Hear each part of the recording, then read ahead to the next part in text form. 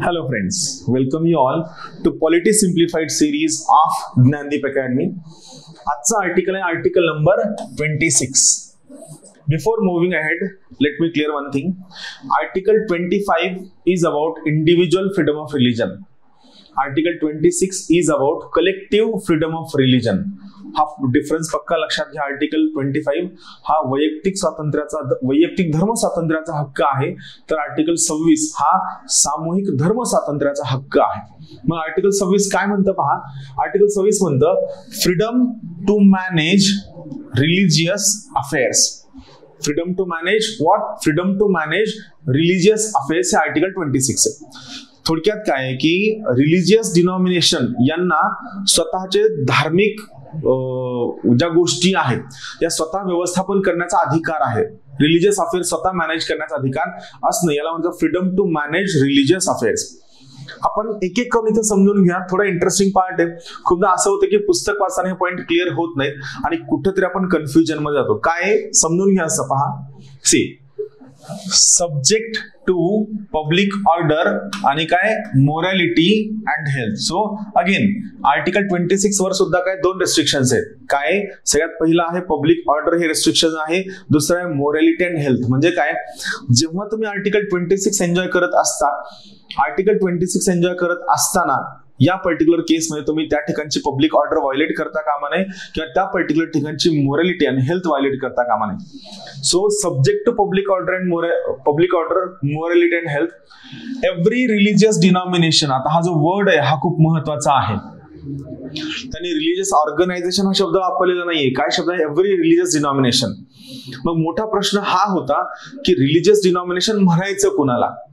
यामध्ये एक महत्वाची सुप्रीम कोर्ट मधली केस आहे शिरूर, त्याचं नाव आहे शिरूर मठ ही केस आहे. मी तुम्हाला सांगतो. श्री लक्ष्मींद्र तीर्थ स्वामियार ऑफ श्री शिरूर मठ ही पर्टिक्युलर केस आहे. तर या पर्टिक्युलर केसमध्ये सुप्रीम कोर्टने रिलिजियस डिनॉमिनेशनची डेफिनेशन दिली. रिलिजियस डिनॉमिनेशन कोण असेल तर ज्या संस्थेला स्वतःचं कॉमन नेम असेल, त्यानंतर कॉमन फेथ असेल आणि यांची कॉमन ऑर्गनायझेशन असेल, they will be called as religious denomination.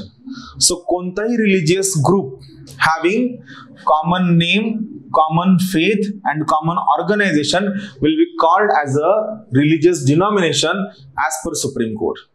मग या रिलिजियस डिनॉमिनेशनला काय अधिकार असेल तर पहा. Subject to public order, morality and health, every religious denomination or any section thereof shall have the right. त्यांना काय अधिकार असणार आहे? पहिला अधिकार असणार आहे to establish and maintain. To establish and maintain म्हणजे स्थापना करणं आणि त्याला चालवणं. To establish and maintain institutions for religious and charitable purpose. याचा अर्थ काय? आर्टिकल 26 फक्त रिलिजियस गोष्टीबद्दल बोलत नाही तर चॅरिटेबल पर्पज सुद्धा बोलतं.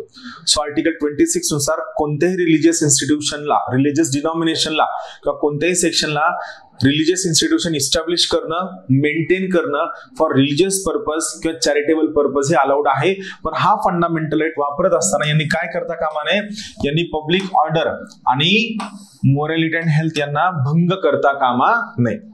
त्यानंतर दुसरा अधिकार काय पहा.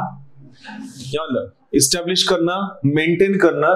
दुसरा आहे to manage its own affairs in matters of religion. म्हणजे त्यांना स्वतःचे ज्या बाबी आहेत स्वतःचं प्रशासन स्वतः हँडल करण्याचा अधिकार आहे. फक्त कोणत्या बाबतीत? फक्त रिलिजनच्या बाबतीत. इतर बाबतीत मात्र स्टेटचा अधिकार असणार आहे. रिलिजनच्या बाबतीत मात्र रिलिजियस डिनॉमिनेशन किंवा तो जो सेक्शन आहे हा स्वतःच्या बाबी स्वतः मॅनेज करू शकतो. त्यामध्ये स्टेट इंटरफेअर करणार नाही. स्टेट जे आपण कुठं पाहिजे आर्टिकल 12च्या डेफिनेशन मध्ये स्टडी केलेला आहे. तिसरी गोष्ट to own and acquire movable and immovable property. ते संपत्ती विकत घेऊ शकतात किंवा स्वतः ओन करू शकतात. कोण? Religious denomination. आणि सोबत काय? To administer such property in accordance with the law. तुम्ही त्या प्रॉपर्टीला प्रशासन सुद्धा करू शकता. सो इस्टॅब्लिश करणं, अफेअर्स मॅनेज करणं, प्रॉपर्टी अक्वायर करणं आणि प्रॉपर्टीचं ऍडमिनिस्ट्रेशन करणं. पण अधिकार कुणाला आहे? हा आहे आयदर रिलिजियस डिनॉमिनेशनला किंवा एनी सेक्शन ऑफ सिटिझन्सला. त्यामुळं एनी सेक्शन्स ऑफ पीपलला 15, 16, 19, 29, 30. सो आर्टिकल 26 ने दिलेला फंडामेंटल राईट हा एनी सेक्शन ऑफ सिटीजन्सला अवेलेबल आहे. रिलीजियस डिनॉमिनेशन सुप्रीम कोर्टच्या शिरूर मठ केस नुसार any organisation having common name, common faith and common organization, common name, common faith, common organization will be called as a religious denomination. Thank you.